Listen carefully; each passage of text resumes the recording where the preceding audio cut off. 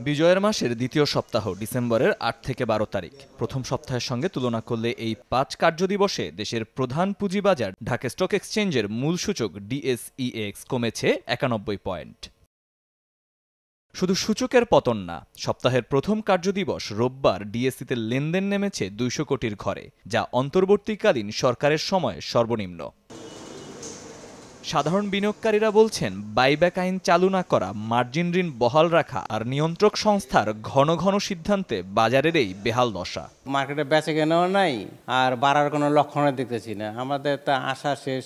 Share market এমনি খুব খারাপ অবস্থায় আছে, তার মধ্যে কিছু সিদ্ধান্ত নেতিবাচক প্রভাব পড়ে। ৩ বছর যাবৎ ওভারঅল এভারেজে নিচের দিকে আছে, মানে উপরের দিকে যাওয়ার তেমন ইয়া দেখতেছি না। বাজারে এখন বলার মতন আমাদের কিছুই নেই, আর এই বাজারটা দেখার মতন আমার মনে হয় কেউই নেই।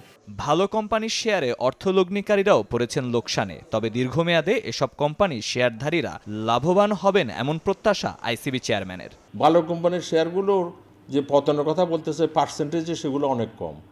আপনাদের খারাপ কোম্পানির যেগুলো নিয়ে হয়তো অনেকে বসে আছে, যেগুলো হয়তো জুড়াইদের ইয়া অনুযায়ী বেচা কেনা হয়েছে, সেগুলোতে 40-50% চলে গেছে, আর এগুলোতে 20% 25% হয়তো বড় জোর। বাজার প্রসঙ্গে আবু আহমেদ বলেন, সুদিনের জন্য করতে হবে অপেক্ষা। জানান, সুদের হার কমে আসলে স্বাভাবিক হবে শেয়ার বাজার। সুদের হার বেড়ে যাওয়ার কারণে প্রচুর টাকা এই মার্কেট থেকে মানি মার্কেটে গেছে, ট্রেজারি বন্ডে গেছে।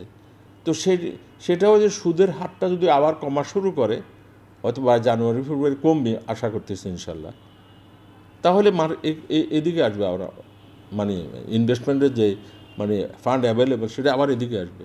গত সপ্তাহে ব্যাংক, আর্থিক প্রতিষ্ঠান, ট্যানারি ও টেলিকম খাতে শেয়ারের দাম কমেছে সবচেয়ে বেশি। মহির মারুফ, সময় সংবাদ, ঢাকা।